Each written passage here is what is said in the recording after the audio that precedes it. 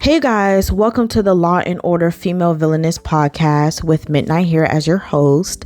And if you're new to this podcast, we talk about female villainess from like K-dramas, Chinese dramas, webtoons, and everything pretty much in between. So in today's episode 2, we will be talking about Jia from Ruyi's Real Love in the Palace. The story follows Empress Nada and her life during the Kuelong Emperor's reign. Excuse me, I mispronounced that. As a disclaimer, when discussing the women of Ruyi's Real Love in the Palace, I'll be referring to them by their titles and not their actual names for convenience. I believe that Jia is one of the many women who is deeply misunderstood. I do feel as though many give her way too much credit than what she actually deserves. However, before I talk about her, I want to talk about the writing of the show since it's critical when speaking about her character.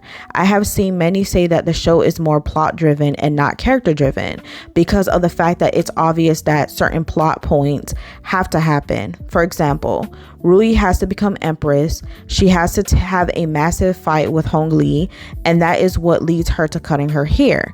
However, I don't agree with this considering that most of the plot is dramatized despite the characters being based off of real people, and Jun's children being removed from the line of succession due to her children not mourning the death of the late Empress Xiaoshan actually happened. I think that the show was well balanced between plot and character driven, seeing that we get to know the characters, their personalities, family background, motives, and strengths and weaknesses.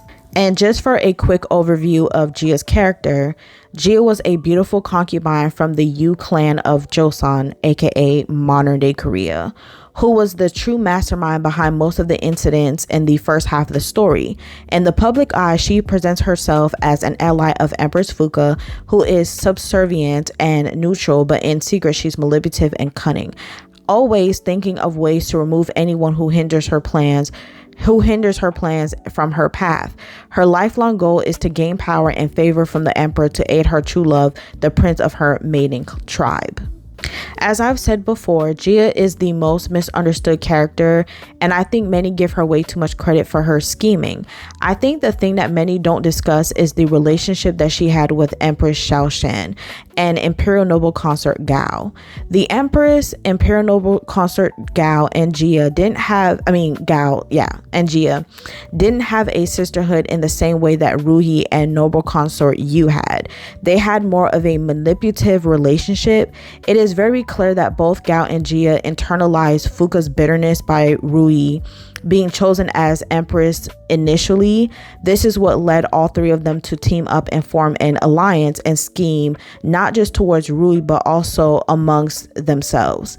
Empress Fuka schemed against Gao to prevent her from getting pregnant, and Jia schemed against the empress by using her status to carry out her scheming towards the other women and tying up loose ends by shifting the blame onto her. To put it plainly, Jia was able to successfully scheme because she had the Empress's blind support and made sure that nothing traced back to her. However, we see Jia's weakness start to show when Ruyi becomes empress. The reason why Jia loses to Ruyi is because she underestimated Ruyi. Ruyi has so many people behind her now that she was empress. She had the emperor's eunuchs, her maid, her friend Noble Consort Yu, and the other woman in the harem.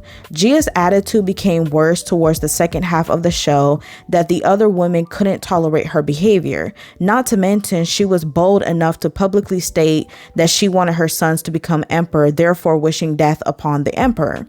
She even disrespected Ruyi by wearing the same color, red, during her coronation, when she didn't show this level of disrespect to Empress Fuka.